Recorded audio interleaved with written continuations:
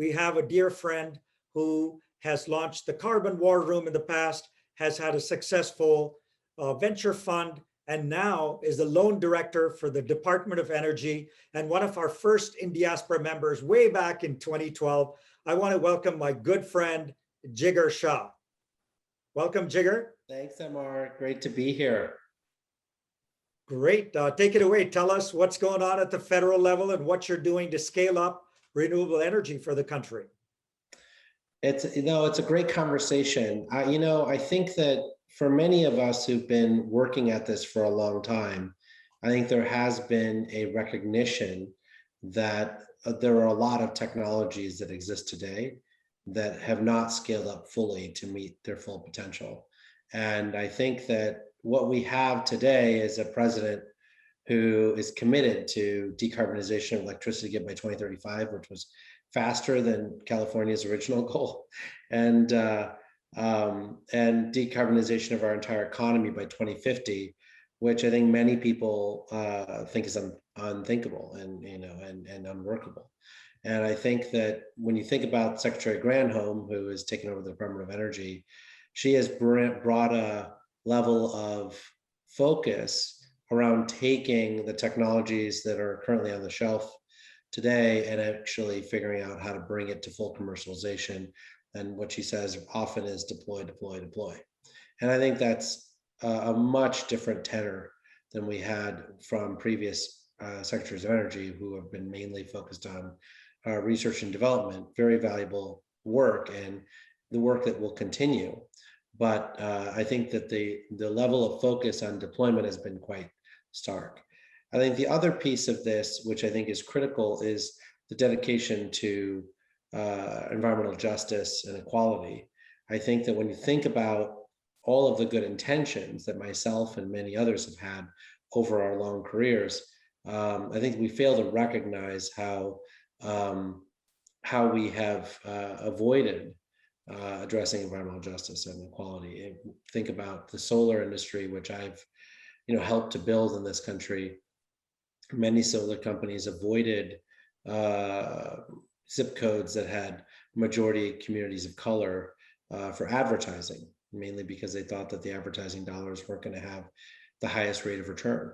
So when you think about all of these seemingly innocuous decisions that were made by many that have left people behind, I think there's a lot of intentionality around solving those problems today, which I think in the wake of today's decision in Minnesota, I think puts a huge spotlight on how many of these issues are intersecting and how we need to tackle all of them at the same time in order to have the level of support necessary to continue to meet the speed and scale of what we're trying to do.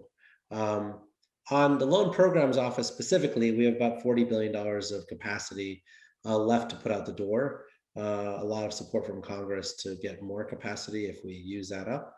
When you think about the kinds of technologies that we're doing now, we're looking at everything from green hydrogen to offshore wind to transmission lines to buying up existing fossil fuel power plants to reuse their interconnection sites and convert those to clean energy hubs. We're also looking at virtual power plants. So for instance, many low and moderate income consumers use on-the-spot financing for appliances that go bad. For instance, heating, air conditioning systems generally get purchased when they fail. And so people need immediate financing solutions. So they're paying roughly 30% interest when they do that on site. And so, finding points of intervention by which we can do that are important, but more importantly, those appliances can also be registered into distributed energy resource efforts and get compensated under the Federal Energy Regulatory Commission's efforts to allow you to get compensated for opting into grid flexibility with your thermostat, your air conditioner, your water heater, et cetera. And so I think as we move forward, there's a greater recognition that this isn't just large power plants that are going to be switched from coal and natural gas to wind and solar, but it also includes distributed generation solutions on people's properties, helping people get into electric vehicles, and helping the electric utility companies modulate load and demand with the same level of dexterity that they currently modulate supply. So with that, we're very excited. We've got about $20 billion of applications in the queue now. We've got many more that are interested, and so very excited to see what comes next. Jigar, thank you. It's such a matter of great pride for us, your work with the Biden administration. And then before that, as MR said, you have a long record of tremendous work in this space. Just some comments coming in on chat as you were talking. I mean, the financial component is so important is such an important piece of the energy equation. And do you have anything to say about the solar and energy storage investment tax credit that's part of the infrastructure bill? No, it's a good question. I don't know that I have any greater insight than what's been reported out there. I mean, I think that ultimately the American Jobs Plan is, one of the president's signature pieces of legislation, certainly something that Secretary Granholm is pushing mightily. But I think it still has to work its way through Congress. I think that there are many who think it might go through budget reconciliation that limits what you can do.